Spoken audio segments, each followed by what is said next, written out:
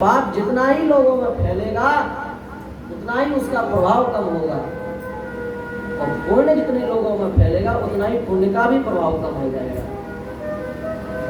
इसलिए कोई भी पुण्य कार्य हो हमें अवश्य छुपाना चाहिए। थोड़ा सा भी हमसे दान हो जाता है तो हम उसको प्रचार कर करके सबको बताते हैं, आज तो हमने इतना दान किया। कई बार तो हम लोग ये तक सोच लेते हैं हमारे दान से तो गाड़ी चलती है, हम दान ना करें तो एक भूखे ही मर जाएंगे। कई लोग कहते हैं दान करेंगे और दान करने के बाद में थोड़ा विरोध हो गया तो कहेंगे हम दान ना करते तो आज ये भिखारी होते, हमारे दान करने के कारण ये आज इतने कुछ रहे हैं। आपका दान एक कौड़ी का भी दान नहीं है, फूटी कौड़ी के बराबर भी उसका मात्र नहीं है। आप दान करें, उस दान का किंचन मात्र भी, रंच मात्र भी यदि आपके जीवन में अभिमान नहीं है और उस दान का, उस पुण्य कर्म का किसी को पता भी नहीं है, उस दान की बहुत महिमा है, उस पुण्य की बहुत महिमा है। राजा इंद्र दान करते थे, इसमें कोई शंका नहीं है, पर राजा इंद्र को दानपन का अहंकार था। दूसरी बात, वो पूरे में प्रचार कर रखे थे हम दान करते हैं, उससे बड़ा दानी कौन। एक बात और दान के विषय में, यदि कोई दान कर रहा हो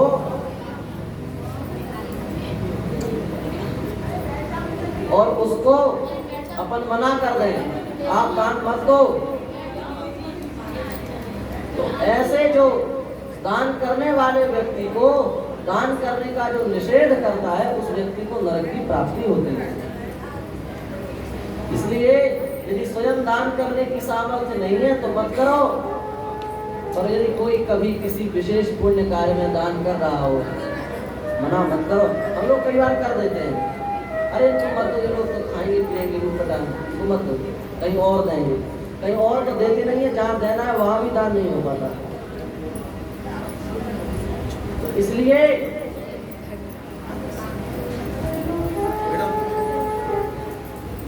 दान करो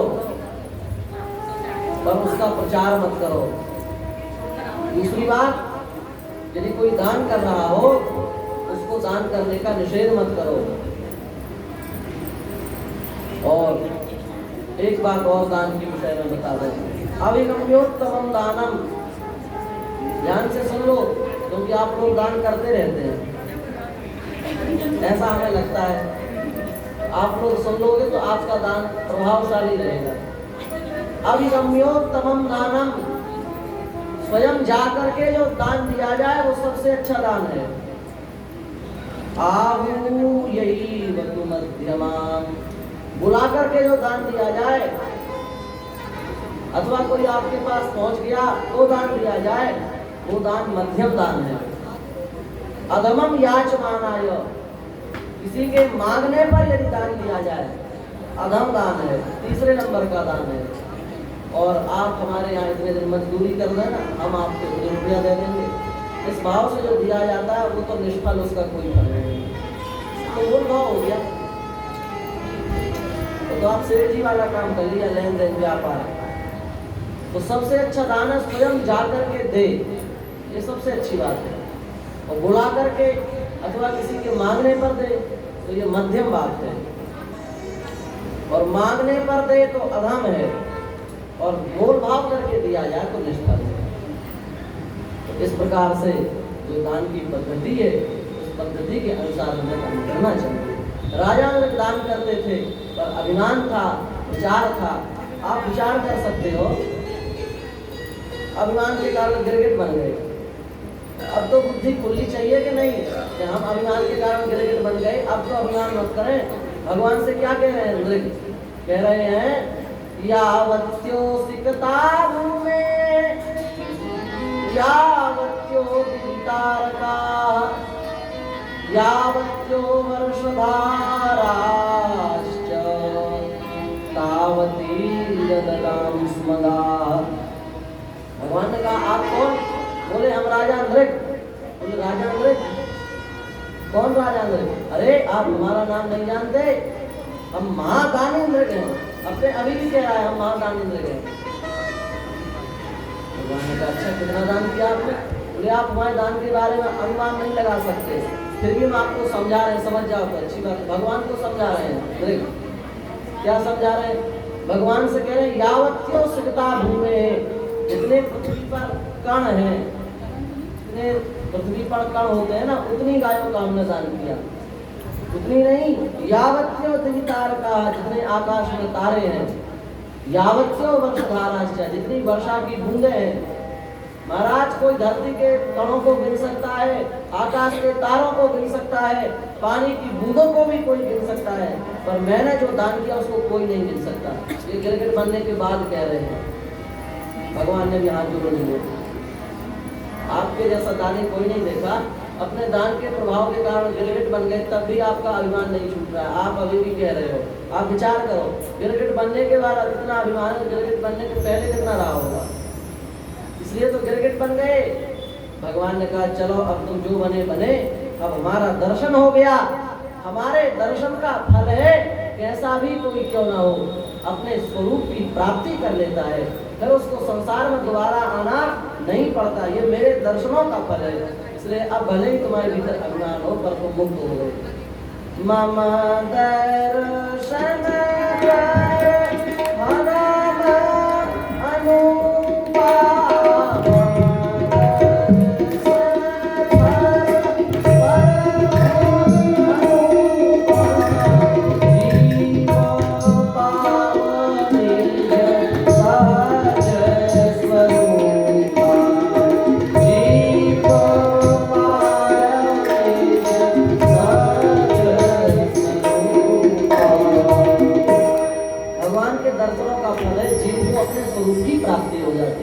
राजा नल का कल्याण होगा।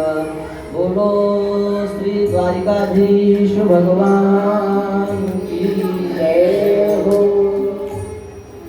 जरासंध के यहाँ से राजाओं का संदेश आया, हम लोग बड़े बंधन में हैं, उसने बहुत डांट डपट करके हम लोगों को बंधन में बांध रखा है। हे द्वारिकाधीश भगवान, आप हमारा कल्याण कर सकते हैं, आप हमें इस बंधन से मुक्त कर सकते हैं, आप कृपा करो। भगवान ने पूरी भूमिका बना ली, कैसे कृपा करनी है, कब करनी है। भगवान किसी भूमिका को बना करके इंद्रप्रस्थ पहुंच गए। इंद्रप्रस्थ में जाकर के युधिष्ठिर जी से कहा राजसूय यज्ञ करो। राजसूय यज्ञ का तात्पर्य यह है कि दुनिया के जितने राजा सबको जीत लो, तभी वह यज्ञ होता था, तभी वह यज्ञ पूर्ण माना जाता था। युधिष्ठिर ने हाथ जोड़ करके कहा कि दुनिया के सब राजाओं को तो हम लोग जीत सकते हैं, पर जरासंध महाबलशाली है, उसको हम लोग कैसे जीतेंगे। भगवान ने कहा सब हमारे पास रणनीति है, चिंता मत करो। भीम और अर्जुन दोनों हमारे साथ जाएंगे, दोनों ब्राह्मण का भेष बना करके, और भगवान स्वयं अपना भेष बना करके, ब्राह्मण का भेष बना करके जरासंध के पास में गए, युद्ध की याचना की, बताया मैं कृष्ण हूँ, ये भीम है, ये अर्जुन है। जरासंध ने कहा तुम तो भाग गए थे, हमसे युद्ध कर ही नहीं पाए, हमारे सामने टिक ही नहीं पाए, तुमसे तो हम लड़ेंगे नहीं। कायरों से क्या लड़ना, चिढ़ता भी था, उसने भगवान की जानबूझ करके भगवान का अपमान किया। बोले कायरों से लड़ना क्या। अर्जुन को देखा, बोले ये बेचारा दुबला पतला है, इससे लड़ेंगे तो उसकी नस नस चूर हो जाएंगे, इससे भी नहीं लड़ेंगे। हाँ ये कुछ ठीक है भीम, ये हमारी जोड़ी का है। भीम से युद्ध हुआ, भगवान की कृपा थी, भीम ने बहुत पिटाई की जरासंध की, बहुत पछाड़े लगाए जरासंध को। अब युद्ध का नियम होता है कब से कब तक होगा। युद्ध समाप्त हुआ, भीम शिविर में आए। अब भीम शिविर में आए तो भीम को लगा जरासंध की दुर्गति करने वाले तो हम हैं। भीम को ये भूल गया कि ठाकुर जी की कृपा है, इसलिए हम जरासंध को पछाड़ पाए, जरासंध को युद्ध में हरा पाए, नहीं तो हम कहाँ हरा सकते थे। भीम को अभिमान आ गया। भगवान ने सोचा यदि इसको अभिमान आ जाएगा अच्छा नहीं है। भीम गए शिविर में और दोनों भुजाओं पर हाथ रख के बोले वाह रे हम, वाह क्या तुम्हारे अंदर बल है, वाह भीम तुम तो पुरस्कार के योग्य हो, वाह रे हम जैसा कौन। अपने ही मुझसे अपनी प्रशंसा, भगवान समझ गए इनको अभिमान बढ़ गया, इनकी दवाई करना जरूरी है।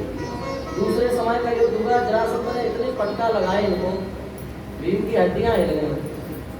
शाम को आए, भगवान बैठ गए, बोले क्या है भीम भैया, नाते में तो बड़े भाई हैं।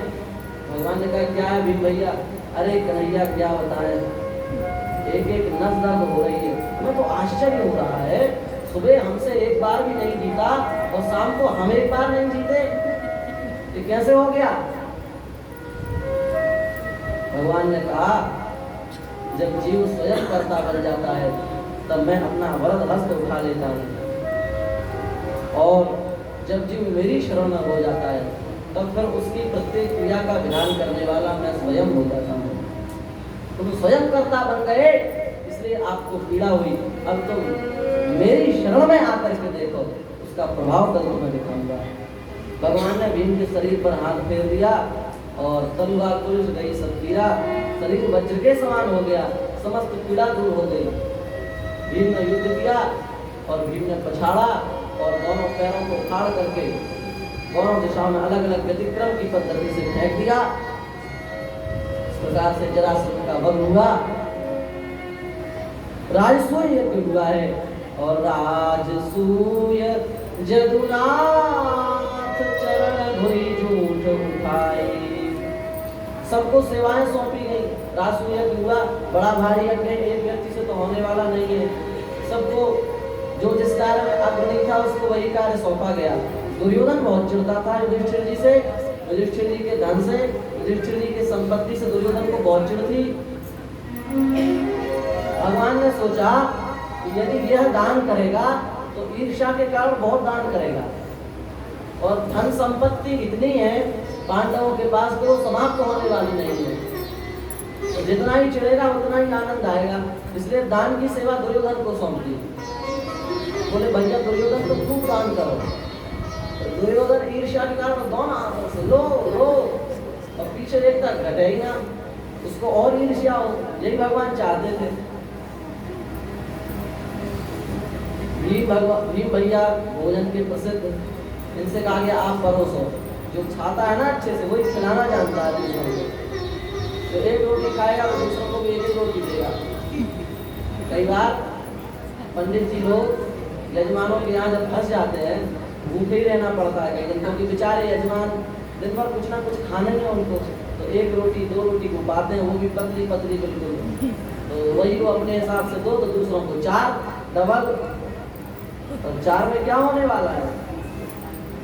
भीम भैया बड़े अच्छे भोजन के प्रसिद्ध, आप पवाओगे तो सबको तृप्त कर दोगे, भोजन की सेवा आपको सौंपी गई। अभ्यागतों की सेवा नकुल से सबको सेवाएं सौंपी गई। भगवान ने कहा हम भी सेवा लेंगे, युधिष्ठिर जी ने कहा सब कुछ आप करा रहे हो, आपको सेवा लेने की क्या आवश्यकता है, करने कराने वाले आप हो, आप तो बैठो आनंद लो। भगवान ने कहा नहीं, कोई कार्य हो रहा हो धर्म का पुण्य का, और उसमें यदि सहयोग ना दिया जाए तन मन धन किसी भी प्रकार से, यदि हमारा कोई सहयोग नहीं है तो नरक की प्राप्ति होती है।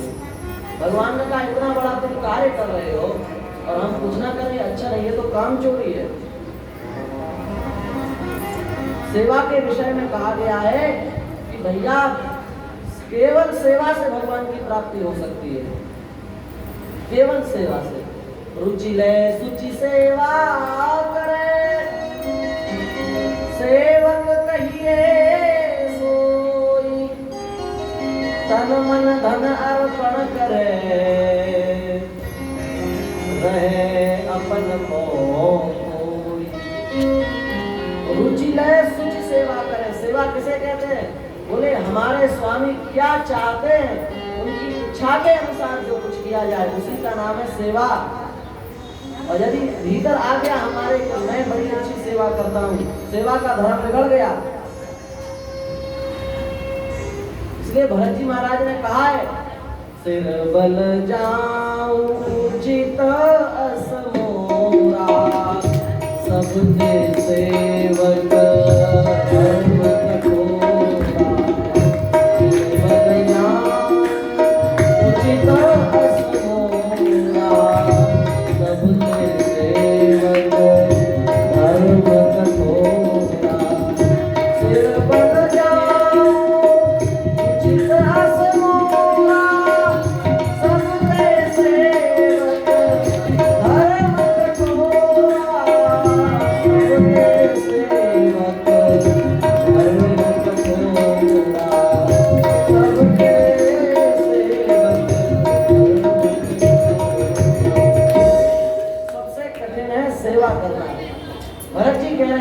केवल जाऊं, राम जी पैदल चल करके गए हैं, तो हमको तो सिर के बल जाना चाहिए। क्यों? भरत जी कहे सबसे सेवक धर्म कठोर, सेवक का धर्म सबसे कठिन है संसार में। सेवा धर्म कठिन जग नाना, सबसे कठिन धर्म है सेवा करना। लखनलाल जी की सेवा तो देखो, रघुनाथ जी का प्रिय किस्मय है, दिन भर उसी का विचार करना। अपने सुख का तो लेश मात्र भी नहीं है, केवल विचार किस बात का करते लक्ष्मण जी, राम जी प्रसन्न कैसे हो बस। 14 वर्ष सोए नहीं, इसका नाम है सेवा। हम 10 मिनट मंदिर में झाड़ू लगा लें, अरे हम आज बड़ा काम करके आए हैं, हम मान लेते हैं हम इतनी बड़ी सेवा होगी हमारे द्वारा। कई बार तो मंदिर में खड़े होकर घंटी बजा रहे तो हम लोग ये समझ लेते हैं हम भगवान के ऊपर बहुत बड़ा उपकार करके आ गए, घंटी बजा रहे तो स्तुति में खड़े हो जाएं तो लगता है कि आज हमने पुजारी जी के ऊपर बहुत बड़ी कृपा कर दी, स्तुति में आ गए, कथा में आ गए, अरे हमारे यहाँ से सोई पड़ेगी पूरी। सेवा सबसे कठिन है। एक ब्राह्मण था, उसने अपने गुरु जी की बहुत सेवा की। गुरु जी का ऐसा स्वभाव, बड़ा अखंड स्वभाव, उनकी सेवा में रहना हर किसी के बस की बात नहीं थी, पर बेचारे वे ब्राह्मण बड़े प्रेम से अपने गुरु जी की सेवा करते हैं। वृंदावन की बात है, इधर उधर की नहीं बता रहे हैं और बनावटी भी नहीं बता रहे हैं, सत्य बता रहे हैं। हम लोग अंग्रेजी पढ़ते हैं ना, तो अंग्रेजी में बनावटी कहानियां आती हैं, एक चूहा था इधर गया उधर गया, तो हम लोग जो सोचते हैं हमको लगता है सब बनावटी है। पर व्यासपीठ से जो हम निवेदन कर रहे हैं पहले दिन से आज तक, वह सब शास्त्रीय है, वह सब अनुभव सिद्ध और भगवान की कृपा दृष्टि के द्वारा प्राप्त बातें हैं, ये सत्य बातें हैं। वह ब्राह्मण बड़ी सेवा करता और एक बार गुरु जी की रसोई में कोई कपड़ा था जो रसोई में काम आता था, और वो कपड़ा गेट पर टांग दिया, किसी स्त्री ने आकर के उसको छू लिया। अब तो गुरु जी नाराज, बाबा थे पकड़ बाबा, स्त्री ने हमारी रसोई का स्पर्श कैसे कर लिया, पूरी रोटी फेंक दी, दाल अलग फेंक दी, सब्जी अलग फेंक दी। और जो बनाता था बेचारा वो ब्राह्मण अकेला, तो वो सेवा में रहता, किसी की हिम्मत नहीं उनके पास ठहर जाता, उसको खूब पीटा डंडों से, वो बेचारा। सेवा इसका नाम है, हम सेवा समझा रहे हैं आपको, सेवा कैसे होती है। उन्होंने यह नहीं सोचा कि हमारे गुरु जी बताओ कितने खराब हैं, सब फेंक दिया, पीटा ऊपर से, और नाराज और अलग से बैठे हैं, जाने तो ऐसे गुरु जी को झोला उठाए चले कहीं और चल रहे हैं।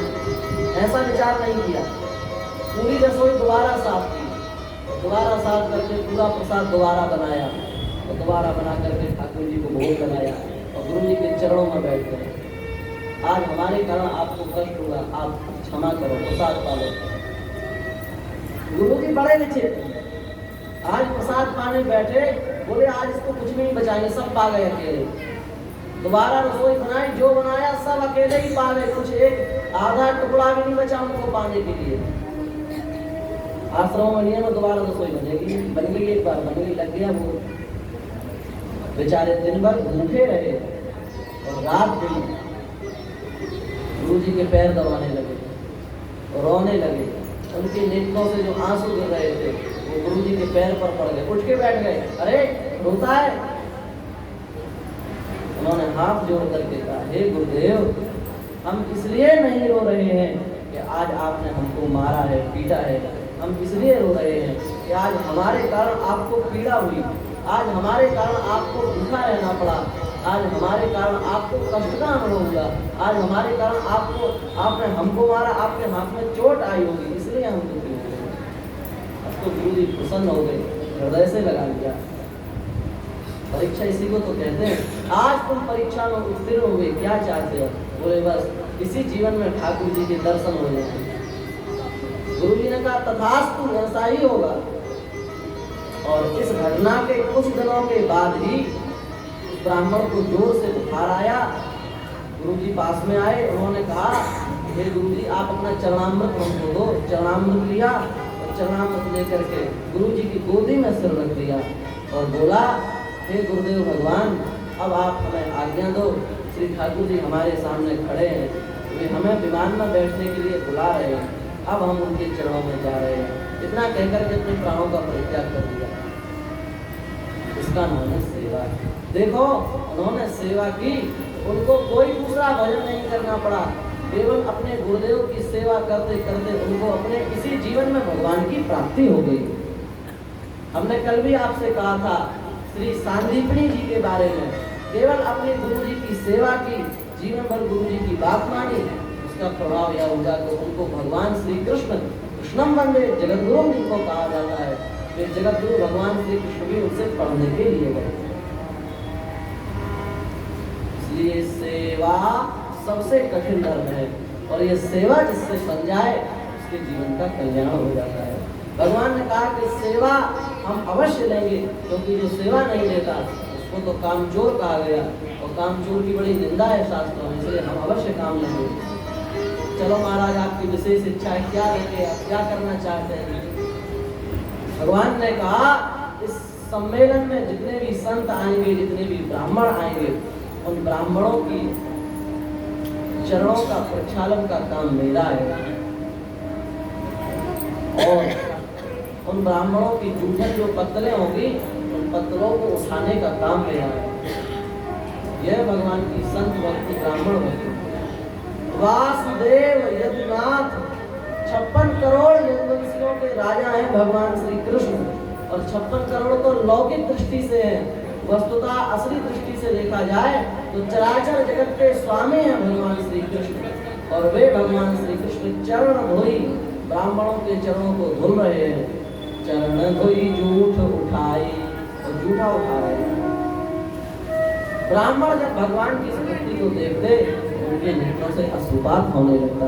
वाह, जैसे ठाकुर जी की ब्राह्मण भक्ति सुनी थी, वह ब्राह्मण भक्ति आज चरितार्थ हो गई है।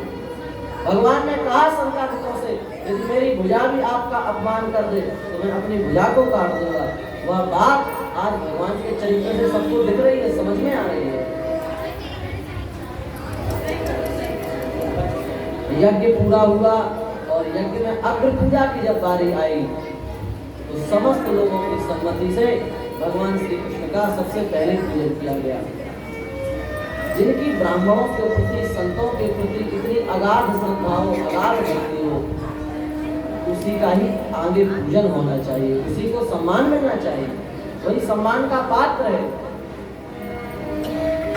भगवान को सम्मान दे, भगवान को सम्मान मिला क्योंकि भगवान की सेवा सबसे अच्छी सेवा, और वैसे भी भगवान जगत पूज्य ही है। सबने कहा भगवान की अच्छी पूजा हो। शिशुपाल उठा, शिशुपाल भगवान को कटुवचन कहने लगा। जब सीमा पार कर दी तब भगवान ने अपने चक्र के द्वारा उसके गले का भेदन कर दिया और शिशुपाल का उद्धार किया। एक बात समझ में आती है, भगवान का कोई द्वेषपूर्वक भजन करे, छल पूर्वक भगवान का स्मरण करे, और चाहे प्रेम से करे, किसी भी प्रकार से भगवान की स्मृति होगी तो निश्चित है कल्याण हो जाएगा। देखो गोपियों का भगवान के प्रति काम से युक्त प्रेम था, गोपिया कामात, पर जार भाव से भगवान की उपासना करने के बाद भी गोपियों को भगवान की प्राप्ति हुई कि नहीं हुई? भयात कंसात, कंस को भगवान से भय था और उसने भय के कारण भगवान का स्मरण किया, भय से भी उसको भगवान की प्राप्ति हुई। शिशुपाल आदि जो राजा थे इनको भगवान से परम द्वेष था। जैसे अपना कोई भयंकर शत्रु हो ना, उसका नाम सुनकर के अपन को बिल्कुल ईर्ष्या हो जाए, चिढ़ हो जाए, अपना शरीर फड़कने लगे, ऐसे प्रबल शत्रु थे शिशुपाल के भगवान। पर उस शिशुपाल ने किसी भी भाव से भगवान का स्मरण किया, अंत में शिशुपाल को भी भगवान के धाम की ही प्राप्ति हुई। यदुवंशी वो ये नहीं जानते हैं कि ये श्री कृष्ण है, वे यह नहीं जानते हैं कि ये परात्पर परब्रह्म है, वह तो केवल इतना जानते हैं हमारे भैया हैं, ये हमारे पिताजी हैं, जो उनके पोते हैं वो ये जानते हैं हमारे दादाजी हैं। अनिरुद्ध आदि ये नहीं जानते कि ये परात्पर परब्रह्म कृष्ण है, वो यही मानते हैं कि ये तो हमारे दादाजी हैं। पर भगवान से दादाजी का संबंध जोड़ा तो उन्हें भी भगवान की ही प्राप्ति होगी। इस बात को सुनने का तात्पर्य क्या है? आप किसी भी प्रकार से ठाकुर जी से संबंध जोड़ लो, चाहे पति भाव से जोड़ लो, चाहे भय से जोड़ लो, और चाहे द्वेष पूर्वक जोड़ लो, और चाहे ये मान लो कि ये हमारे लाल जी हैं, चाहे ये मान लो कि हमारे पिताजी हैं, आप किसी भी भाव से इनकी उपासना करो, आपको इनकी ही अंतिम प्राप्ति। बस इनका आश्रय ले लो, किसी भी भाव से ले लो। आपके शत्रु हो तो शत्रु ही मान लो, और मित्र हो तो मित्र मान लो। आपका जो जिस भाव के उपासक हैं वो उस भाव से केवल भगवान से संबंध जोड़ लें। संबंध की महिमा है। शिशुपाल का उद्धार हुआ और युधिष्ठिर जी का राजसूय संपन्न हुआ। बोलिए युधिष्ठिर महाराज की जय। देखो, पांडवों का तन मन प्राण भगवान ही है। समस्त देखो, जब विपत्ति थी उनके ऊपर तब तो उन्होंने भगवान का स्मरण किया ही, पर जब समस्त प्रकार की संपत्ति उनके पास आ गई तब भी पांडव भगवान के चिंतन से विलग नहीं होते, अलग नहीं होते। कुंती ने तो जैसे ही पांडवों को सब संपत्ति मिली, कुंती ने कहा हम तो जा रहे हैं वनवास।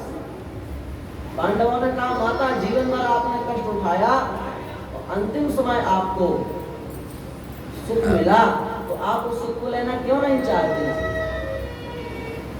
उन्होंने कहा कि हमने ये सारा कर्तव्य इसलिए नहीं किया कि हम तुम्हारी संपत्ति भोगना चाहते थे। हमने ये सारा कर्तव्य इसलिए किया कि माता का कर्तव्य है, जब तक पुत्रों को सुरक्षित ना कर दे तब तक वह माता कहने के योग्य नहीं है। तुम्हारे पिताजी नहीं थे, इसलिए हमने अपने कर्तव्य को पूरा किया, तुम्हें राजा बना दिया, तुम्हें सारी संपत्ति दे दी। अब तुम राजा बन गए, सर्व समर्थ हो गए, तो अब हमारा कर्तव्य ये नहीं है कि हम आराम से भोगों का भोग करें। हम तो भजन करने के लिए ही आए थे, हम भजन ही करेंगे। इसी यही है कुंती माता की, यही विशेष बात है। उनको अपने पुत्रों में आसक्ति नहीं है, उनको अपने पुत्रों के प्रति कर्तव्य की भावना दिख रही है। संसार से कर्तव्य करना खराब नहीं है, संसार से आसक्ति करना अच्छा नहीं है। कुंती माता ने पांडवों के प्रति कर्तव्य किया।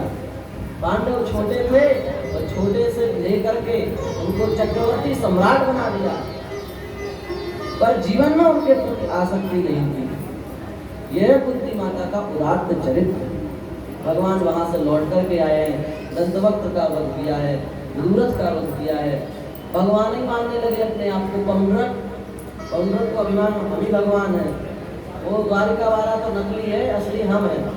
और उसने भी गरुड़ बना लिए और बैठ के घूमने लगा, अपने को ही भगवान प्रमाणित कर दिया। भगवान जिनकी बुद्धि भ्रष्ट कर देते हैं वे अपने को ही भगवान मानने लगते हैं। उनको लगता है भगवान हम ही है। उनको लगता ही नहीं कि कुछ पाप और कुछ पुण्य भी होता है। जो हम हैं, जो हमारे द्वारा किया जा रहा है सब ठीक है, हम जो कर रहे हैं वही धर्म है, इसके अलावा सब बेकार, सब अधर्म है। ये बात नहीं है। भगवान ने स्वयं कहा है तस्मात् शास्त्रम प्रमाणन्ते कार्याकार्यं व्यवस्थितौ। किसी भी कार्य को करना चाहिए कि नहीं करना चाहिए, इसमें अपनी बुद्धि से निर्णय नहीं लिया जा सकता, इसमें शास्त्र को प्रमाण मानना चाहिए। आपको शास्त्र नहीं आते कोई बात नहीं, शास्त्र के जो ज्ञाता हैं उनसे जाकर के पूछना चाहिए। आपको यदि ये लगता है कि शास्त्र के ज्ञाताओं में भी बड़ी झगड़ा है आपस में, ये पंडित जी ये कह रहे हैं, वो पंडित जी ये बता रहे हैं, क्या करें ऐसी स्थिति में? श्री राम जी ने जैसा किया हो वैसा करें। भगवान श्री राम का चरित्र हम लोगों को शिक्षा देने के लिए यही हुआ है। मर्त्यावतारस्त्रिय मर्त्य शिक्षणम। राक्षसों का नाश तो भगवान अपने संकल्प से भी कर सकते थे। भगवान श्री राम का अवतार हम लोगों को क्या करना चाहिए ये सिखाने के लिए ही हुआ है। माता के प्रति कैसा कर्तव्य होना चाहिए, पिता के प्रति कैसा कर्तव्य होना चाहिए। कैकेयी ने जब कहा राम जी से तो माता हमारे पिता दुखी क्यों हैं आप बताओ, तो कैकेयी ने वहां पर आक्षेप करते हुए कहा कि हम आपको बता तो सकते हैं, पर पिताजी को ये शंका है कि आप उनकी बात मानोगे कि नहीं मानोगे। राम जी भावावेश हो गया। राम जी ने कहा अरे माता, यदि हमारे पिताजी आज्ञा देंगे तो हम चलती हुई आग में कूद जाएंगे, समुद्र में कूद जाएंगे, पर्वत से कूद जाएंगे। आपने क्या बात कर दी? ये है राम जी का जन्म। माता के प्रति क्या कर्तव्य होना चाहिए? राम जी। पत्नी के प्रति क्या कर्तव्य? राम जी। इतने बड़े राजा बन गए, पर फिर भी कहीं जाते हैं, अकेले नहीं जाते। ब्रातन सहित राम जी कुबारा, ब्रातन सहित संग परम प्रिय पवन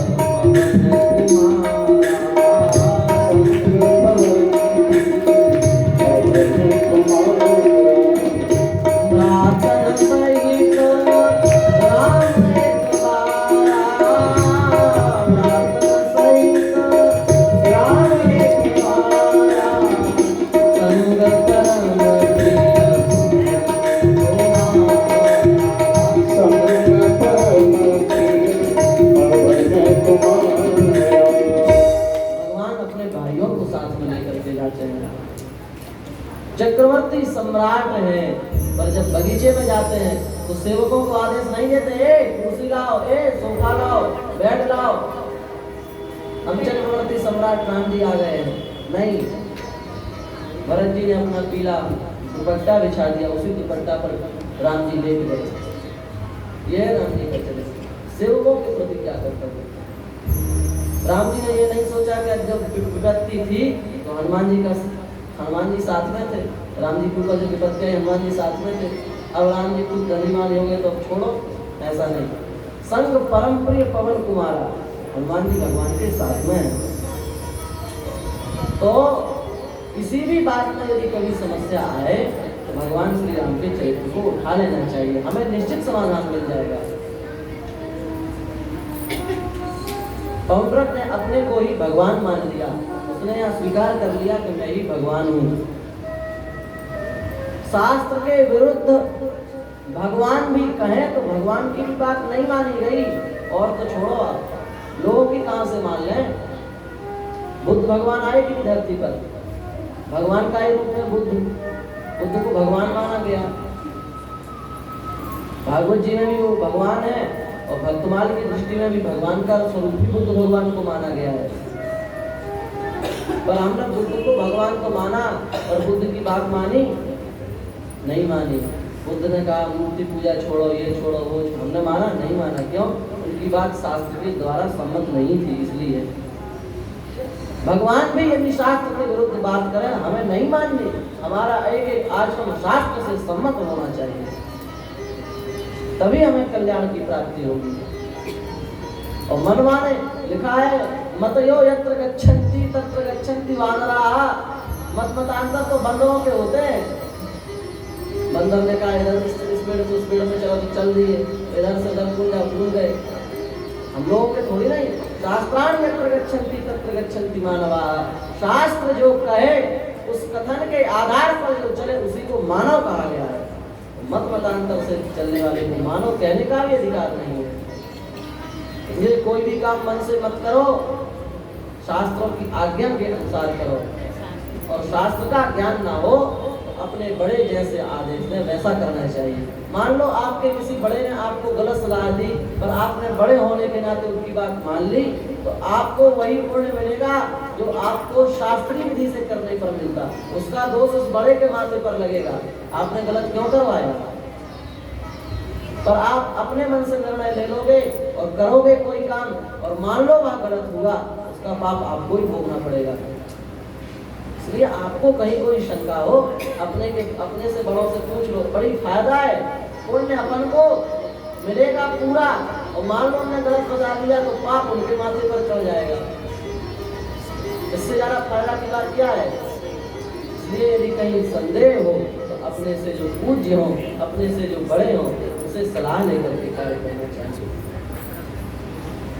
पौंड्रक को अभिमान है कि हम भगवान हैं। भगवान ने पौंड्रक को भी मार डाला और ये सिद्ध किया कि जो भगवान अपने को मान लेता है उसकी ऐसी ही दुर्गति होती है। अपने को भगवान मत मानो, अपने को भगवान का भक्त मानो, भगवान का दास मानो। भगवान का दास मानोगे इस लोक में भी उन्नति होगी, परलोक में भी उन्नति होगी, और स्वयं भगवान बन जाओगे तो अब कहने की आवश्यकता नहीं है। जो भगवान बने उनको तो आप देखे गए हो, कौन कौन भगवान बने और वो कहाँ पहुंचे। बन गए भगवान, आज सलाखों के पीछे पड़े हैं।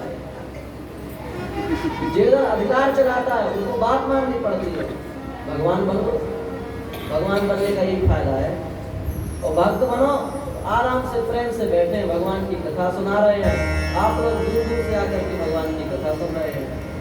भक्त बनने का ये फायदा है और भगवान बनने का वो फायदा। अब निर्णय आप कर लो, भक्त बनना है कि भगवान बनना है। इसलिए भगवान के भक्त बनो, ऐसे भक्त बनो, ऐसे भक्त बनो, आपको देख करके 100 लोग भजन में लग जाएं, आपको देख करके हजारों लोग सोचें कि इसके जैसे हमको बनना है। आपके आचरणों को लोग आदर दें, आपका लोग सम्मान करें और विचार करें कि जैसे ये भक्त हुए हैं, इनकी कृपा यदि हमारे ऊपर हो जाए तो हम भी ऐसे ही भक्त बने। ऐसी शिक्षा आपको लोगों से मिले, लोगों को आपसे मिलेगा। ऐसे बनो, ऐसा अपने जीवन में बनने का विचार बनाओ। भगवान के और भी परम मंगलमय चरित्र हैं, पर आप सुदामा चरित्र की ओर आपका ध्यान ले जाना आवश्यक है, क्योंकि आप सब लोगों को लग रहा है कि सुदामा चरित्र तो आ ही नहीं रहा है। तो सुदामा चरित्र को सुना देते हैं। उपाख्यान बहुत हैं और भागवत इतना विस्तृत ग्रंथ है, यदि इसके एक श्लोक पर भी 7 दिन चर्चा की जाए तो भी कम है।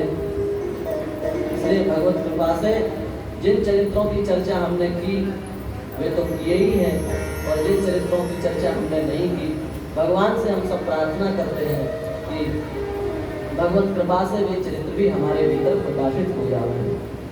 देखो, सुदामा जी का चरित्र जो है वो क्यों सुनाया। सुदामा चरित्र, हमारा विचार ऐसा है कि सुदामा चरित्र आप लोग ठीक से सुन लो। क्यों? क्योंकि ये भागवत का एक प्रकार से अंतिम चरित्र है और सारे संसार में इस चरित्र की प्रसिद्धि भी है। पर भगवान की आप दया मान लो, कुछ भी कहो, सुदामा चरित्र में भ्रांतियां बहुत हैं। सुदामा चरित्र के प्रति हमारा भाव बहुत दूसरा बन गया है। उस भ्रांतियों को यदि हम नहीं मिटाएंगे तो सुदामा जी के चरित्र को जैसा समझना चाहिए वैसा हम लोग कभी नहीं समझ सकते। इसलिए सुदामा जी के चरित्र की 2-4 बातें हम आपको बताएंगे, उसके बाद चरित्र सुनाएंगे। सुदामा जी का चरित्र सुखदेव जी ने क्यों सुनाया? कथा तो भगवान की चल रही थी ना, कि सुदामा जी की चल रही थी। भक्त चरित्र तो चल नहीं रहा है, भगवान का चरित्र चल रहा है। तो भगवान के चरित्रों के बीच में सुदामा जी का चरित्र कैसे आ गया? इसका कारण यह है, भगवान की कथा सुनाते सुनाते सुखदेव जी महासिंधु में, महारस में डूब गए हैं और परीक्षित जी भी उच्च कोटि के श्रोता हैं, वे भी उस रस में उन्मत्त हो गए हैं और उन्मत्त होकर के अपने गुरुजी से कह रहे हैं, हे गुरुदेव, आपकी आज्ञा हो तो हमारे भीतर 2-4 बातें आ रही हैं, हम कहें। सुखदेव जी ने कहा बहुत अच्छी बात है, सुनाओ। तो परीक्षित जी सुखदेव जी को कुछ बातें बता रहे हैं। बहुत प्यारा श्लोक है, इस श्लोक का रोज पाठ करना चाहिए। क्या श्लोक है? सावाक्यया तस्य गुणान्विते, बोलो आप लोग, सावाक्यया तस्य गुणान्विते, सावाक्यया तस्य गुणान्विते, करो च तत्कर्म करो मनश्च, करो च तत्कर्म करो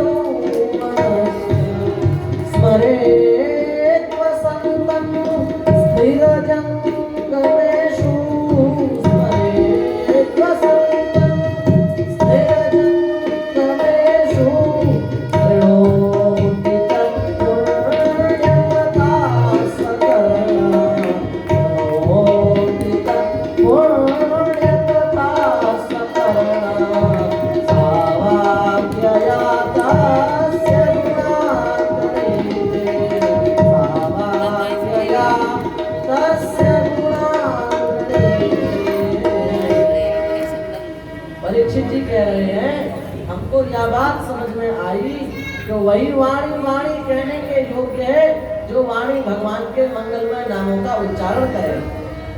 सावात यया तस्य गुणान गृणीते, वही वाणी वाणी कहने की अधिकारिणी है जो वाणी भगवान के सुंदर सुंदर नामों का स्मरण करती हो।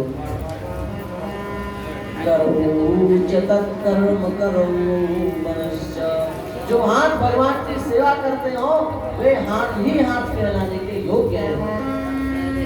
स्मरेत वसंतम स्थिरजंगमेषु, जो इस चराचर जगत में चाहे जड़ हो चाहे चेतन हो सबको भगवान का स्वरूप मान करके जो सबको प्रणाम करे।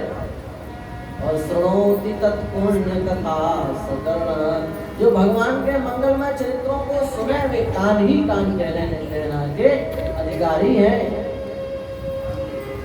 सुखदेव जी ने कहा और बोले हाँ एक बात और कहना चाहते हैं। क्या? शिरस्तु तस्यो भयलिंगमानवे, शिरस्तु तस्यो भयलिंगमानवे, तदेव यत्पश्यति तद्विचक्षु, तदेव यत्पश्यति तद्विचक्षु, अंगानि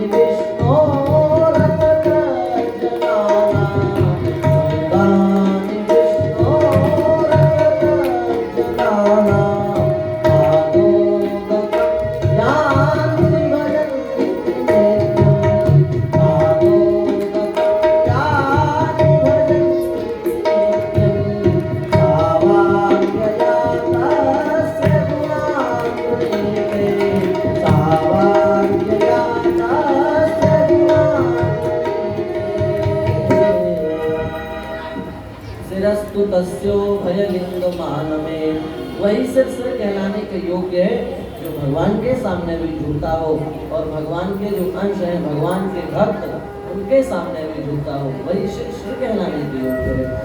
और तदेव यत्पश्यति तद्विचक्षु, भगवान का ही जो सारे संसार में दर्शन कर रहा है वो नेत्र नेत्र कहलाने के योग्य है।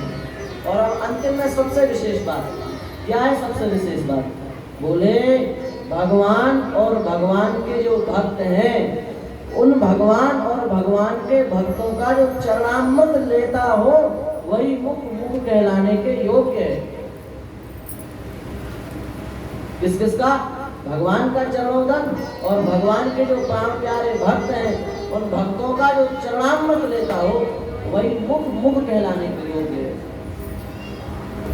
अब तो परीक्षित जी प्रसन्न हो गए, सुखदेव जी प्रसन्न हो गए और बोले तुमने हमारे हृदय को प्रसन्न कर दिया। यह बात तो तुमको समझ में आ गई, यही बात संपूर्ण कथा का सार है। और तुमने जो बात कही ना कि भगवान और भगवान के भक्तों के चरणों तक को लेने से मुख पवित्र हो जाता है, लोगों की बात को छोड़ दो, भगवान भी भक्त का चरणामृत लेकर के पवित्र हो जाते हैं।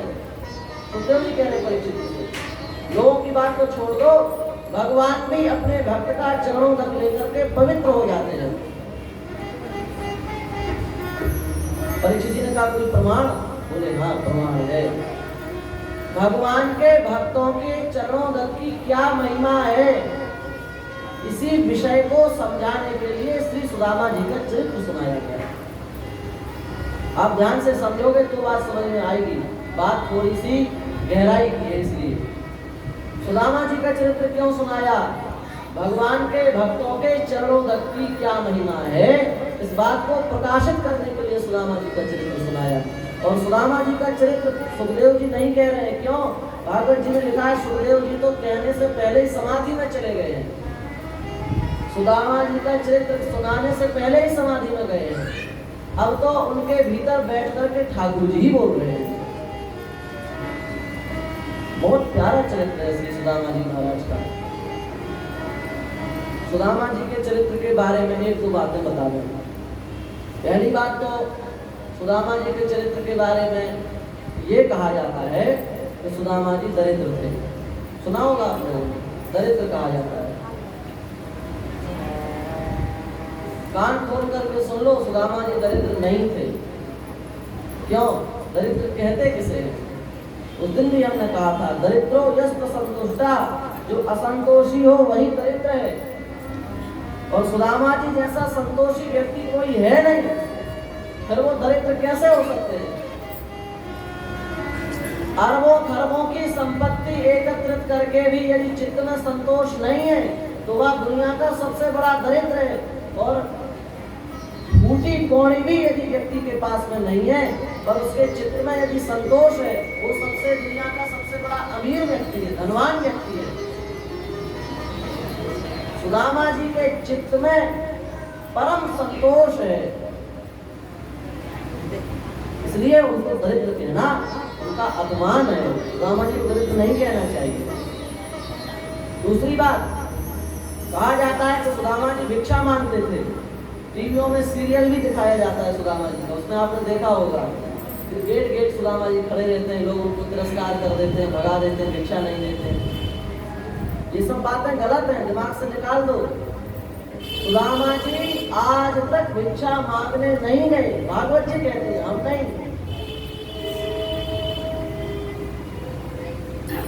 ब्राह्मण को कैसे निर्वाह करना चाहिए जानते हो? ब्राह्मण को अपनी जीविका कैसे चलानी चाहिए?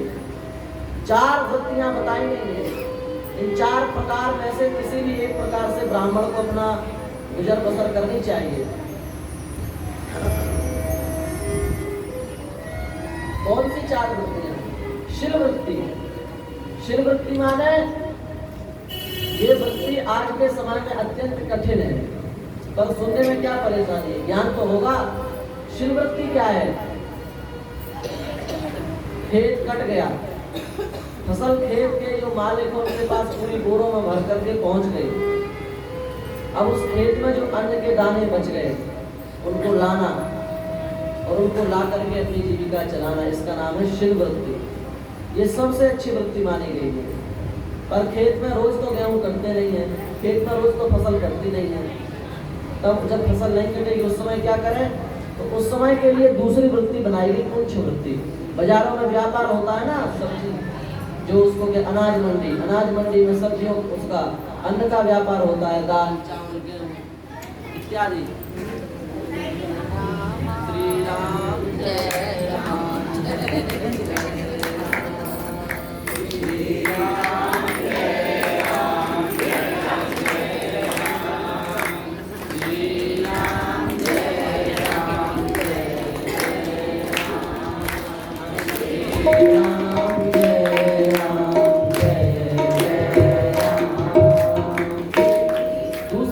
बता रहे थे आपको पुंछ वृत्ति।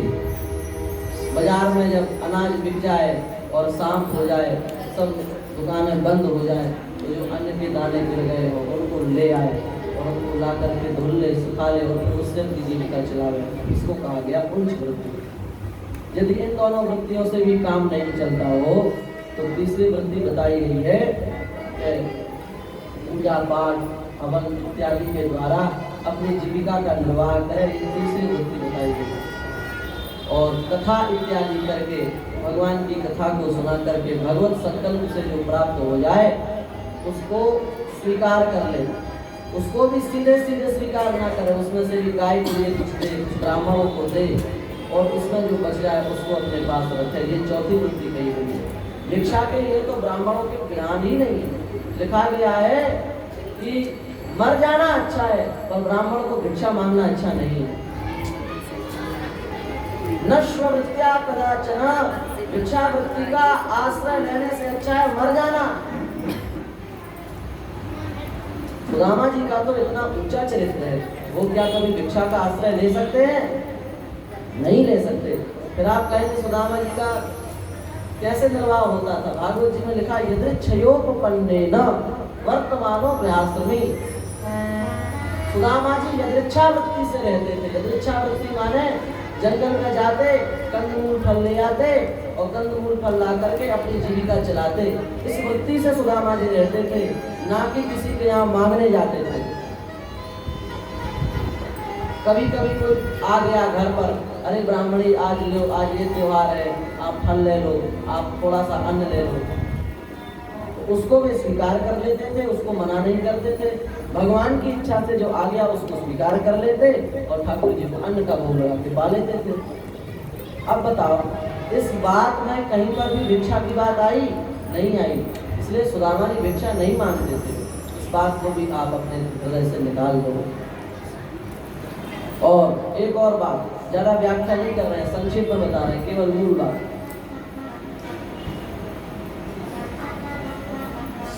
एक बात ये है कि आप लोगों ने सुना होगा, जब सुदामा जी द्वारिका पहुंचे और रुक्मिणी जी ने देखा कि भगवान एक मुट्ठी अन्न खा गए, चावल खा गए, दूसरी मुट्ठी भी खा गए, तीसरी मुट्ठी जैसे ही बढ़ाई भगवान ने, उसी समय रुक्मिणी जी ने हाथ पकड़ लिया और बोली कि यदि ये आप सब कुछ इन्हीं को खिला दोगे और सभी लोग इनको दान कर दोगे तो फिर हम लोग कहाँ रहेंगे।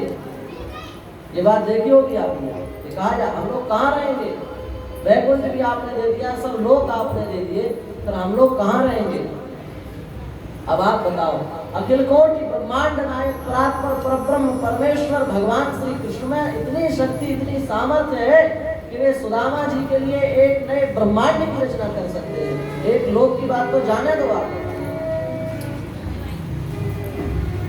रोम रोम प्रति लागे कोटि कोटि ब्रह्मांड, जिनके एक एक रोम में करोड़ों करोड़ों ब्रह्मांड विचरण करते हैं। क्या वे भगवान सुदामा जी को सारे लोगों का दान करके गरीब हो जाएंगे, भिक्षुक हो जाएंगे? कदापि संभव नहीं है। यहाँ आपको कहना ही हो, यह भाव दे सकते हैं कि रुक्मिणी जी ने कहा कि हे नाथ, ब्राह्मण के यहाँ का प्रसाद है, इसको अकेले नहीं खाना चाहिए। कोई भी स्वादिष्ट वस्तु हो, कोई पवित्र वस्तु हो, उसको बांट करके खाना चाहिए। आप अकेले सब कुछ क्यों खा रहे हैं? हम जैसे लोगों को क्या मिलेगा? इस द्वारिका में 56 करोड़ यदुवंशी रहते हैं, उनके लिए प्रसाद के लिए क्या बचेगा? इसलिए एक स्वादु न भुंजीता, अकेले कोई मीठी वस्तु, अच्छी वस्तु नहीं खाना चाहिए, इसलिए आप मत खाओ। ये बात कहना ठीक है, पर यदि आप खा लोगे तो फिर हम कहाँ रहेंगे, सारे लोग चले जाएंगे, ये बात कहना गलत है। अंतिम बात, उसके बाद हम चरित्र प्रारंभ करेंगे। एक और बात सुदामा जी के बारे में प्रसिद्ध है कि सुदामा जी अपने गुरु जी के यहाँ रहते थे। वर्षा हुई, लकड़ी काटने जा रहे थे, बरसात हुई, पेड़ पर चढ़ गए। सुदामा जी एक पेड़ पर चढ़ गए, भगवान दूसरे पेड़ पर चढ़ गए। सुदामा जी ने भगवान कृष्ण के, जो भगवान कृष्ण के भागते चने थे, वो सुदामा जी ने खा लिए। भगवान कृष्ण ने कहा, सुदामा जी क्या चबा रहे हो? तो सुदामा जी ने कहा, ठंड के कारण हमारे दांत कटकटा रहे हैं, ठंड के कारण हमारे दांत कटकटा रहे हैं। भगवान ने कहा, माता जी ने जो हमारे लिए चने दिए थे वो तो दो। सुदामा जी ने कहा, अरे भूख के कारण हम तो खा गए, हमको ध्यान नहीं रहा। भगवान ने कहा, तो दूसरों के हक का भोजन करता है वो भिखारी होता है, जाओ मैं तुझे श्राप देता हूँ, तू भिखारी हो जा। ये भी सुनाते हैं, ये भी दिखाते हैं, ये बात भी ठीक नहीं। भैया, जिसने जीवन भर पाप किया है, जिसने जीवन भर अन्याय किया है, उनको तक तो भगवान रोटी देता है। संसार में कितने ऐसे लोग होंगे जो आज तक भगवान का नाम नहीं जिन्होंने लिया होगा, आज तक भगवान के सामने प्रणाम नहीं किया होगा, आज तक भगवान की कथा नहीं सुनी होगी। क्या भगवान ने उन सबको भूखा मार डाला?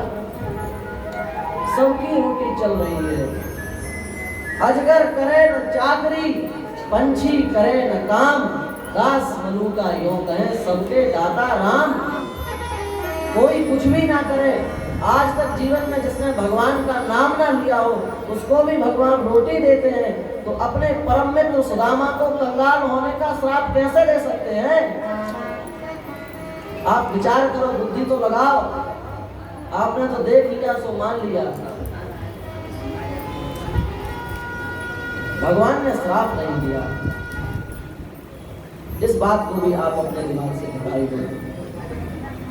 बड़ा प्यारा चरित्र है सुदामा जी का।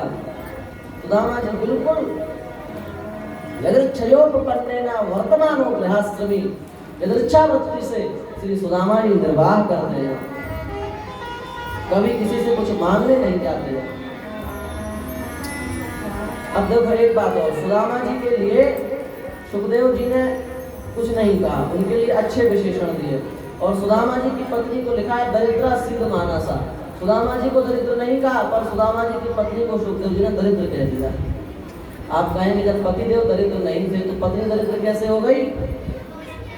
पत्नी इसलिए दरिद्र लिखा है श्री सुशीला जी जो उनकी धर्म पत्नी थी, उनके मन में यह विचार आता कि हमारे पतिदेव हैं, सदा कंदमूल फल खाते हैं, बेचारे जंगल में जाते हैं, जो कुछ वहाँ से मिल जाता है उसी में संतुष्ट हो जाते हैं।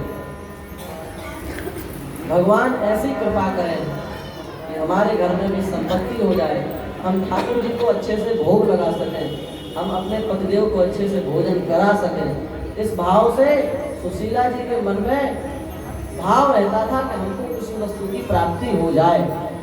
पर सुखदेव जी इतने बड़े त्यागी वैरागी महापुरुष हैं कि वे इसको भी त्याग नहीं मानते, वे इसको भी दरिद्री कहते हैं, इसलिए दरिद्रा श्रीमाना सा।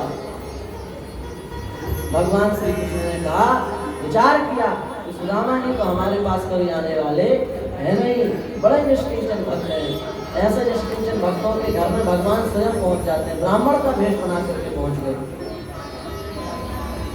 और भगवान ने कहा, सुशीला जी अन्न दो, भिक्षाम देहि। सुशीला जी ने कहा कि हमारे यहाँ तो सूतक लगा है, जिसके घर में सूतक होता उसके घर की भिक्षा नहीं ली जाती। भगवान तो भगवान, उन्होंने कहा कौन सा सूतक लगा है? 2 सूतक होते हैं, एक तो जन्म के समय लगता है और एक मृत्यु के समय लगता है। तुम्हारा जन्ना शौच है कि मरना शौच है? जन्म का सूतक है कि मृत्यु का सूतक है? सुशीला जी ने कहा, भगवान हमारी मजाक क्यों उड़ा रहे हो? हमारे घर में दरिद्र रूपी संतान ने जन्म ले लिया है और उस दरिद्र रूपी संतान का रोज नया सूतक हमको लगता है। हमारे घर में कुछ भी नहीं, आप हमसे मांगने आ गए। अरे तुम्हारे जो पति हैं उनके मित्र हैं भगवान श्री कृष्ण, जो समस्त लोगों के स्वामी हैं, अपने पति को उनके पास भेजो, वे संपूर्ण धन संपत्ति तुम्हारे पति को प्रदान करेंगे। भगवान तो कह के चल दिए और सुशीला जी अपने पति के पास में गए। उन्होंने विचार किया कि हमारे पति को यह बात पता थी, पर उन्होंने आज तक हमसे नहीं बताई, और आज यदि हम उनसे कहेंगे कि आप भगवान कृष्ण के पास कुछ मांगने चले जाओ तो उन्हें बड़ा मन में क्षोभ होगा। इसलिए वे हाथ जोड़ करके गई और उन्होंने कहा, हे देव, आपकी यदि आज्ञा हो तो आपसे एक बात कहें। सुदामा जी ने कहा, कहो। उन्होंने कहा कि भगवान श्री कृष्ण क्या आपके सखा हैं? हाँ सखा हैं। बोले, भगवान श्री कृष्ण का जो एक बार दर्शन कर लेता है वो तो उनके बिना दर्शनों के जीवित नहीं रह सकता, और आप दर्शन करके आ गए हैं, आप उनके बचपन के मित्र हैं और आपके वो अभी भी परम मित्र हैं, फिर भी आप कभी उनके पास नहीं जाते, क्या बात है? उन्होंने कहा कि हमारे तन मन प्राण में श्री कृष्ण बसे हुए हैं, हमसे दूर हो तब तो हम उनके पास जाएं, उनके पास से आए, पर हमारे तन मन प्राण श्री कृष्ण हमारे रोम में बसे हुए हैं, इसलिए हमको कभी उनका वियोग नहीं होता। सुशीला जी ने कहा, यदि आपकी इच्छा हो तो अपने मित्र से मिलने के लिए आप चले जाओ, उनका दर्शन करे आओ, नहीं तब परमो लाभो। श्री ठाकुर जी विराजमान है और हम आप उनका दर्शन करने नहीं जाते।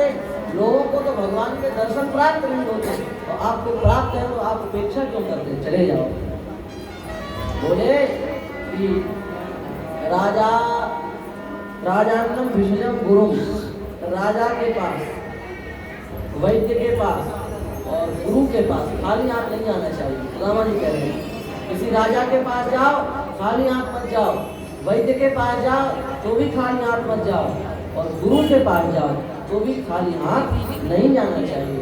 भगवान श्री कृष्ण द्वारिका के राजा हैं, हम उनके सामने खाली हाथ नहीं जा सकते, और इस भवरूपी संसार से पार करने के लिए वैद्य भी हैं और हमारे गुरु भी हैं, तो हमारे तो उनसे तीनों नाते हैं, इसलिए हम खाली हाथ कैसे जा सकते हैं? चूड़ा की व्यवस्था की गई। सुशीला जी गई है, कई ब्राह्मणों के यहाँ से चूड़ा मांग करके लाई। ब्राह्मण लिखा, एक ब्राह्मण के यहाँ से नहीं मांगा, कई ब्राह्मणों के यहाँ से, और चावल नहीं चूड़ा मांगा। चावल भी कह देते, चावल नहीं मांगे, चूड़ा मांगा, और चूड़ा मांग करके लाई है। एक फटे पुराने कपड़ों को सिल करके थैली बनाई, थैली में उसको रखा और सुदामा जी को विदा किया है।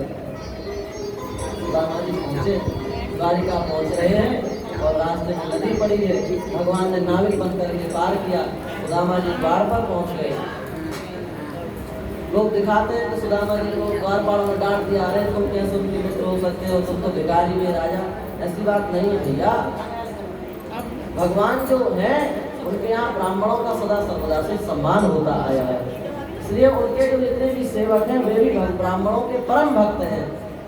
सुदामा जी को सभी द्वारपालों ने प्रणाम किया है। सुदामा जी ने कहा है कि क्या द्वारिकाधीश से हमारी भेंट हो सकती है? द्वारपालों ने कहा, द्वारपाल कौन है? जय विजय ही तो भगवान के द्वारपाल हैं। उन्होंने कहा कि भगवान से आज्ञा लेकर के हम आते हैं और आप भीतर प्रस्थान करो। भगवान के पास गए हैं, भगवान से आज्ञा की है, भगवान से प्रार्थना की है। एक ब्राह्मण आया है, भिक्षुक है, तन पर वस्त्र नहीं है, पैर कांटों से विद्ध है और वह अपना नाम सुदामा बता रहा है। भगवान ने जैसे ही अक्षर का नाम सुना, भगवान अपने महल से भागे। भगवान को भागता देख उद्धव जी की बुद्धि घूम गई। बोले अरे आज भगवान भाग रहे हैं, पीछे पीछे महामंत्री उद्धव जी, अब महामंत्री भाग रहे हैं तो सेनापति भी भाग रहे हैं पीछे पीछे, सब पहुंचे हैं भगवान के पीछे पीछे। भगवान ने सुदामा जी को देखा, सुदामा जी को हृदय से लगा लिया।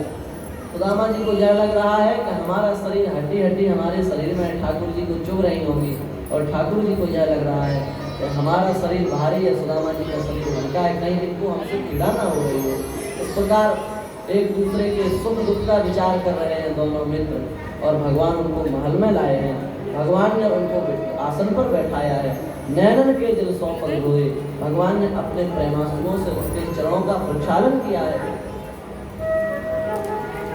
तथा विस्तार करने का समय नहीं है, संक्षिप्त में सुना रहे हैं। भगवान ने कहा कि आपका विवाह आदि हो गया है। सुदामा जी ने सारी कथा सुनाई है। उनकी पत्नी तंडुल दिए थे, जिनको हम चूड़ा कह रहे हैं, चूड़ा, ये चूड़ा उन्होंने दिखाए। पहले तो छुपा रहे थे, फिर जब भगवान ने कहा आग्रह किया तो दे दिए। छुपा क्यों रहे थे? जब दे रहे थे, छुपा इसलिए रहे थे तो उन्होंने विचार किया कि जो ठाकुर जी 56 भोग आरोपते हैं, सुंदर सुंदर 16,108 रानियों के द्वारा बनाए हुए सुंदर सुंदर पकवान हैं, उन पकवानों को ठाकुर जी जीतते हैं। हमारे यहाँ कच्चा चूड़ा भगवान खा लेंगे, उनके पेट में दर्द हो सकता है, उनको कोई परिकष्ट हो सकता है। ठाकुर जी का कष्ट का विचार कर रहे हैं श्री सुदामा जी, और चूड़ा नहीं ले रहे हैं। भगवान समझ गए इनको संकोच हो रहा है, भगवान ने छीन लिया और भगवान पाने लगे। रुक्मिणी जी ने कहा अकेले कोई मीठी वस्तु अच्छी वस्तु नहीं खानी चाहिए, आप हम लोगों को भी बांध दो। शास्त्रों में तो यहाँ तक लिखा है कि रुक्मिणी जी ने कहा कि ये चूड़ा है ना, द्वारिका में भोजन पानी अन्न की तो कोई कमी है नहीं, तो इस चूड़ा को हम यहाँ का जो चूड़ा भंडार उसमें डाल देंगे और दही की व्यवस्था आप करो। तो पूरे द्वारिका में सुदामा जी का जो प्रसाद है दही चूड़ा, उसका भंडारा हो जाएगा। भगवान परम प्रसन्न हुए और सुदामा जी के मस्तक पर भगवान ने तिलक किया है। सुदामा जी के मस्तक पर लिखा था श्री क्षया, आपके पास श्री का क्षय, धन का नाश होगा। श्री क्षया भगवान ने तिलक लगा करके श्री क्षया का ठीक उल्टा कर दिया। श्री क्षया का उल्टा क्या होगा? यक्ष श्री ही। श्री क्षया का उल्टा क्या? यक्ष श्री ही। भगवान ने कहा आपके पास समस्त धन संपत्ति आ जावे। यक्ष श्री का भगवान ने तिलक किया है। और सुदामा जी को भगवान ने अंतिम रखा। अब देखो एक बात और है, भगवान ने सुदामा जी को रोका नहीं। सुदामा जी कहने लगे हम जा रहे हैं भगवान को, ठीक है आप पधारो। इतने अच्छे मित्र थे, रोक तो सकते थे कि एक दिन रुक जाओ फिर चले जाना, पर भगवान ने रोका नहीं। क्यों नहीं रोका? देखो एक बात सुना। सुशीला जी जो है, जब से भगवान गए, जब से सुदामा जी घर से गए हैं, तब से अब तक उन्होंने जलपान भी नहीं किया है। उनका विचार है कि जब हमारे पतिदेव लौट करके आएंगे तभी हम जलपान करेंगे। भगवान इस बात को जानते हैं। उन्होंने विचार किया कि यदि हम सुशीला जी को, सुदामा जी को रोक लेंगे तो सुशीला जी बेचारी प्यास के कारण तड़पेंगी, उनको पीड़ा होगी, इसलिए भगवान ने सुदामा जी को नहीं रोका, उनको भेज दिया। और सुदामा जी को कुछ दिया भी नहीं। क्यों नहीं दिया? भगवान ने विचार किया कि ऐसे प्रेमी भक्तों को यदि त्रिलोक का साम्राज्य भी दे दिया जाए तो भी कम है। भगवान ने कहा कि इनको हम कुछ देंगे तो हमें स्वयं में लज्जा का अनुभव होगा, इसलिए भगवान ने प्रत्यक्ष रूप में सुदामा जी को कुछ भी नहीं दिया। और सुदामा जी लौट करके वहाँ पहुँचे हैं और उन्होंने देखा है बड़े बड़े मंदिर बने हुए हैं। उनकी पतिव्रता पत्नी उनके सामने आई, सुदामा जी पहचान नहीं पाए। जब उन्होंने बताया तब उनको समझ में आया कि ये सब हमारे माल हैं। सुदामा जी ने कहा देवी आपके मन में चाह थी, इसलिए श्री कृष्ण ने समस्त प्रकार की संपत्ति प्रदान की है, पर मैं निष्किंचन भाव से अपनी उसी कुटिया में रहूंगा जिस कुटिया में रह करके मैं भजन करता था। मैं इस भोग पदार्थों की इच्छा नहीं रखता और ना मैं इसका भोग करूंगा। सुशीला जी रोने लगे। ठाकुर जी से सुशीला जी की करो पुकार देखी नहीं गई। भगवान प्रकट हो गए और भगवान ने कहा, सुदामा जी तुम भोग की दृष्टि से इसका भोग मत करो, तुम मेरे प्रसाद की दृष्टि से इसका भोग करो, तुम्हें इसका कभी बंधन नहीं होगा। सुदामा जी राजी हो गए हैं और सुदामा जी ने परम कल्याण की प्राप्ति की है। इसके बाद में बहुत सारे चरित्र हैं। उद्धव जी को भगवान ने उपदेश दिया है जिसको उद्धवोपाख्यान कहा गया। बहुत प्यारा उपदेश है। और यदुवंश का संहार हुआ है। जरा नाम के व्याध ने भगवान के चरणों में बाण मारा है और भगवान का भी परमधाम हो गया। और भगवान के परमधाम जाने के बाद में सुखदेव जी ने राजा परीक्षित जी को कहा, परीक्षित अब तुम भय से मुक्त हो जाओ, मैं मरने वाला हूँ, इस बात का त्याग कर दो। अहम मरिष्यामि, मैं मर जाऊंगा, इस बात को छोड़ दो। क्यों? क्योंकि अब तुम्हारे तन प्राण में ठाकुर जी बस गए हैं। अब तुम्हारा कभी नाश होने वाला नहीं है। हमने पहले भी बताया, अमृत मीका कहे सब कोई, पिए बिना अमर न होई। यह कथा रूपी अमृत का तुमने पान कर लिया। अब संसार में किसी में सामर्थ्य नहीं कि तुम्हें मार सके। अब तो केवल तुम्हारा यह शरीर नष्ट होगा, तुम तो सदा सर्वदा के लिए अमर हो गए। परीक्षित जी धन्य हुए हैं। उन्होंने चरणों में प्रणाम किया और उन्होंने कहा, अहम ब्रह्म परम धामम ब्रह्मा हम परम परम। अब हम ब्रह्म स्वरूप हो गए हैं। हमारे रोम रोम में ठाकुर जी बस गए और सिद्धोस्मि अनुगृहीतोस्मि, आपकी कृपा से हम सिद्ध हो गए, आपके अनुग्रह से हम सिद्ध हो गए और हम ठाकुर जी को प्राप्त कर चुके हैं। और इसके बाद में तक्षक नाग आया है, उसके दंश के कारण परीक्षित जी ने अपने शरीर का त्याग किया और परम धाम को प्राप्त किया। सूत जी महाराज शर्मकादि ऋषियों को यह कथा सुना रहे हैं। शर्मकादि ऋषियों ने इस कथा को सुना और कथा को सुनने के बाद में सूत जी महाराज से प्रश्न किया कि भगवान की माया के बारे में कुछ बताया जाए। भगवान के माया के बारे में श्री मार्कंडेय ऋषि का उपाख्यान सुनाया गया। मार्कंडेय ऋषि को करारविंदेन पदारविंदं मुखारविंदे विनिवेशयन्तं वटस्य पत्रस्य पुटे शयानं बाणं मुकुन्दं मनसा स्मरामि।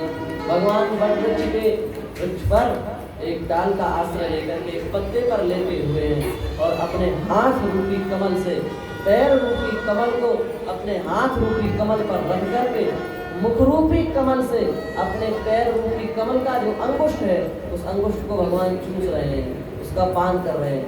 भगवान अपना अंगूठा क्यों पी रहे हैं? भगवान ने विचार किया कि जिस भक्त से भी वरदान मांगने कहो तो यही कहता है कि आपके चरणों की प्राप्ति हो, आपके चरणों की प्राप्ति हो। तो हमारे चरणों में कौन सा रस है भैया जो सब हमारे चरणों का ही प्राप्ति चाहते हैं? तो थोड़ा आनंद लिया या सारे संसार में तो कोई है नहीं, संकोच की बात है नहीं। तो भगवान अपने चरण पे अंगुष्ठ का पान करके उस चरण के रस का आस्वादन कर रहे हैं। इस प्रकार से मार्कंडेय जी के ऊपर भी भगवान ने कृपा की और श्रीमद् भागवत के 7 दिवसों की जो कथा है उसको संक्षेप में निरूपण किया गया। देखो अब हम अपना सार सुना दें। श्रीमद् भागवत कथा को सुनने के बाद में प्रत्येक जीव को 3-4 बातें अपने जीवन में धारण कर लेनी चाहिए। उसमें से पहली बात, तभी आपको कथा सुनने का पूर्ण लाभ मिलेगा। आपने 7 दिन कथा सुनी, भगवत कृपा से आप 7 दिन कथा सुन पाए और आप यहाँ आकर के विराजे, और यदि आप कुछ भी स्वीकार ना करें तो सब व्यर्थ हो जाएगा। इसलिए 3-4 बातें प्रत्येक जीव को अपने जीवन में स्वीकार कर लेनी चाहिए। श्रीमद् भागवत के संपूर्ण श्रीमद् भागवत का सार है सर्वतो भावेन भगवान की शरणागति स्वीकार कर लेना। हम सब भगवान श्री कृष्ण के शरण में हैं। यही बात श्रीमद् भागवत के महात्म्य के प्रथम श्लोक में बताई गई। श्री कृष्णाय वयम नुमः। हम सब लोग श्री ठाकुर जी के चरणों में समर्पण करते हैं। हम सब लोग भीतर से भगवान की शरण में हो जाएं। बाहर से तो शरण में है ही है, पर भीतर से भाव से ठाकुर जी की शरणागति स्वीकार करें। सुख की प्राप्ति हो तो उस पर भी भगवान की कृपा समझें और दुख की प्राप्ति हो तो उसमें भी ठाकुर जी की कृपा समझें। इस प्रकार से सर्वतो भावेन भगवान की शरणागति स्वीकार करें। दूसरी बात हमने कल भी निवेदन किया था, तुलसी निश्चित रूप से अपने गले में धारण करें। तुलसी प्रत्येक जीव को धारण करनी चाहिए। तुलसी से ही कल्याण होगा। कश्चित तुलसी कल्याणी गोविंद चरण प्रिय। तुलसी धारण करें और एकादशी का व्रत प्रारंभ करें, क्योंकि एकादशी को अन्न खाना ये महान पाप है। इसलिए एकादशी का व्रत करें और श्री नाम महाराज का सर्वतो भावेन आश्रय लें, क्योंकि विश्राम स्थान मेकम कविवर वचसाम जीवनम सज्जनानाम बीजम धर्मद्रुमस्य प्रभवतु भवताम भूतये राम नाम। समस्त संसार के लिए विश्राम देने वाला भगवान का नाम है, और जब तक भगवान के नाम का आश्रय नहीं लेंगे, जब तक भगवान के नाम का जप नहीं करेंगे, तब तक आपको विश्राम की प्राप्ति संसार में कभी हो नहीं सकती। इसलिए भगवान के नाम का आश्रय लें, भगवान के नाम के आश्रय ग्रहण करें और न किसी की निंदा करें, न किसी की चुगली करें, न अपना उत्कर्ष दूसरे, हमारा ही घर बनता जाए दूसरे का बिगड़ता जाए। पर की घट उत्कर्ष नहीं प्रभु सो सयो न जात। दूसरे की हीनता हो जाए, उत्कर्ष हमारा होता जाए, यह बात सबसे खराब है।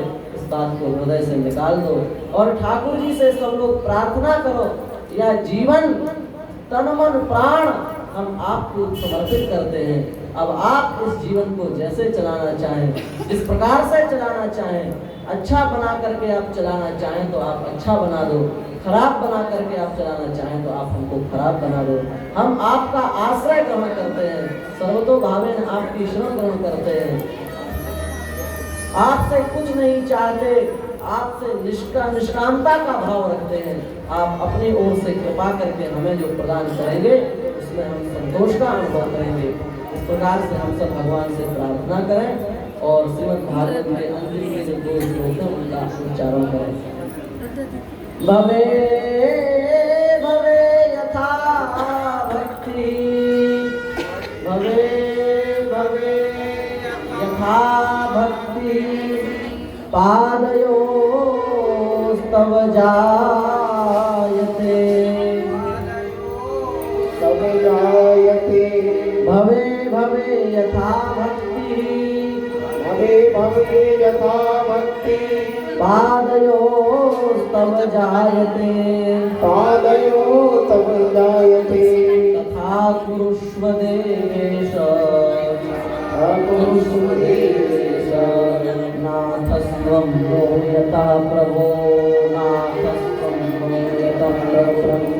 नाम संकीर्तनं यस्य, नाम संकीर्तनं यस्य, सर्वपाप प्रणाशनं, सर्वपाप प्रणाशनं, प्रणामो दुःख शमनं, प्रणामो दुःख शमनं, तं नमामि हरिं परं, नमामि हरिं परं। श्री वृंदावन बिहारी लाल की जय, राधा रानी की जय, यमुना महारानी की जय।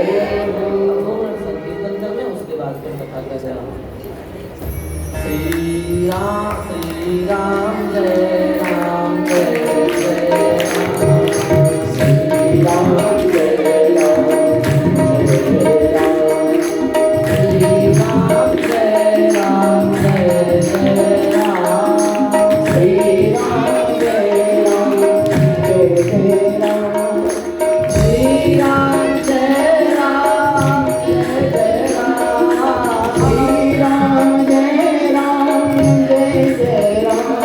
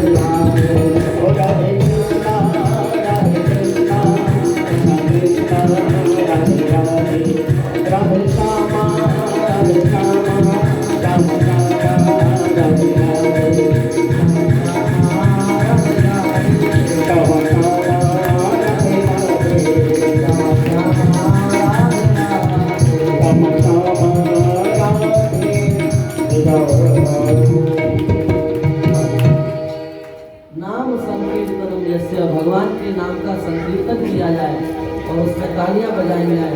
तो लिखा उठी अंते शरीर स्था पाप रूपक पक्षिणा, पाप रूपी जितने भी पक्षी शरीर में रहते हैं ना वे सब उड़ जाते हैं ताली सेवा करने से। नाम संकीर्तन हो, ताली सेवा बस करो। देखो गेट पर कोई पक्षी बैठा हो, आप यहाँ ताली बजाओ, देखना उड़ जाएगा। तो जब आप अपने हृदय के लिए ताली बजाओगे तो क्या आपके भीतर जो पाप के पक्षी वैसे नहीं उड़ जाएंगे? अवश्य सब उड़ जाएंगे। इसलिए भगवान के नाम का प्रेम पूर्वक संकीर्तन करो और इस कथा को सुनने के बाद में यदि आप तन मन धन से भगवान की सेवा में लग गए तो हमारा सुनाना सार्थक हो गया और आपका सुनना भी सार्थक हो गया। भगवत कृपा से जो अपनी माता जी हैं श्री राधा गुप्ता माता जी, उनके हृदय में ठाकुर जी ने प्रेरणा की और भगवान की प्रेरणा के द्वारा उनके हृदय में कथा सुनने के भाव का उदय हुआ। भगवान की उन पर बड़ी कृपा है। सपरिवार ठाकुर जी उनकी कृपा की वर्षा करें और आप सब लोगों ने भी बड़े भाव से, बड़े माधुर्य के साथ, बड़े आनंद के साथ और प्रेम के साथ भगवान की इच्छा का श्रवण किया। ठाकुर जी आप लोगों की भी इच्छाओं को पूर्ण करें और आप लोगों को भी अपना रसिक प्रेमी बनावे, आप लोगों को अपने चरणों में स्थान दें। इसी भाव के साथ आपके हृदय में बैठे हुए श्री ठाकुर जी को प्रणाम करते हुए, इस पवित्र धाम को प्रणाम करते हुए, श्री कल्की भगवान के चरणों में प्रणाम करते हुए और इस मंदिर में बैठे हुए समस्त देवी देवताओं के चरणों में बारंबार प्रणाम करते हुए हम अपनी वाणी के जो वाक पुष्प हैं वे श्री ठाकुर जी के चरण कमलों में समर्पित करते हैं। श्री वृंदावन बिहारी लाल की जय, राधा रानी की जय, यमुना रस रानी की जय, समस्त ब्राह्मणों की जय, समस्त भक्तों की जय, बलधाम की जय, कल्की भगवान की जय, गौ माता की जय। जय जय श्री राम, जय जय श्री राधे, जय जय श्री राम।